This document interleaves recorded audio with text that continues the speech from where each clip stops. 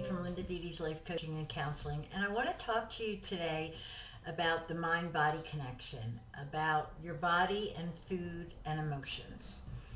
A lot of people struggle with food because they use it as a coping mechanism.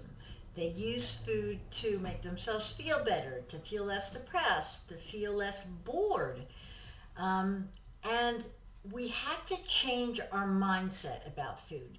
We have to start looking at food as simply something to nourish our body. It's not a way to deal with our emotions. It's not a way to calm ourselves down. It's not a way to make ourselves feel better. It's simply a way to nourish. And we start understanding that feelings are not connected to food. Feelings are connected to our internal feelings, our internal dialogue, the way we feel about ourselves, what's happening around us, and it has nothing to do with food. So why do we tend to use food as a coping mechanism? Because we get sensations when we eat. It comforts us to some degree.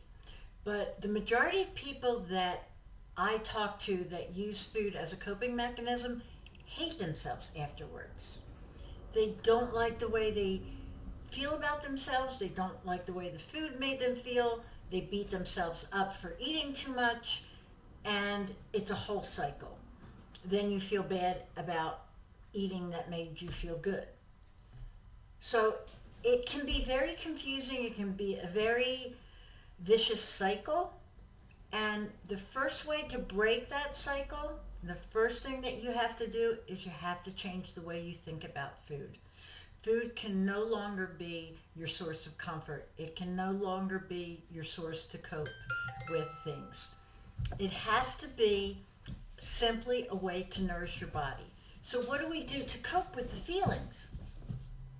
Well, the first thing, what are you feeling that you want to reach out for food?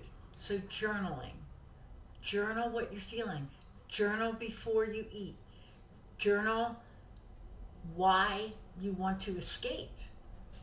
The other thing, the first thing you do when you want to reach for food as a coping mechanism, exercise. Go for a walk. Get out of the house, go for a walk.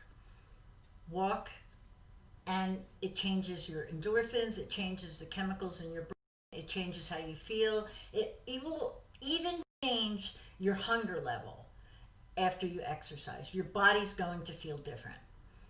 So those two things are biggies. The other thing you have to do is start becoming aware of when you're doing it and why you're doing it. Every time you reach for food, what am I feeling? Why am I doing this? What is in that food? Let's start becoming aware of what's in our food. How many fats? How many carbs? How many proteins? What am I eating? What am I nourishing my body with? Are we even aware of that? Many people are, but we're eating. Find healthy alternatives. Let's eat ice cream for comfort food, but we're no longer using food for comfort.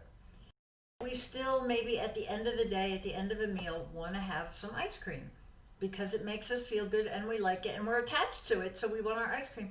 Pick a healthy ice cream. There's all kinds of healthy ice creams out there now. There's so many healthy alternatives to anything you enjoy. You can find a healthy alternative to it. So you start treating your body like a temple. You start taking care of it. You start being aware of what you put into it.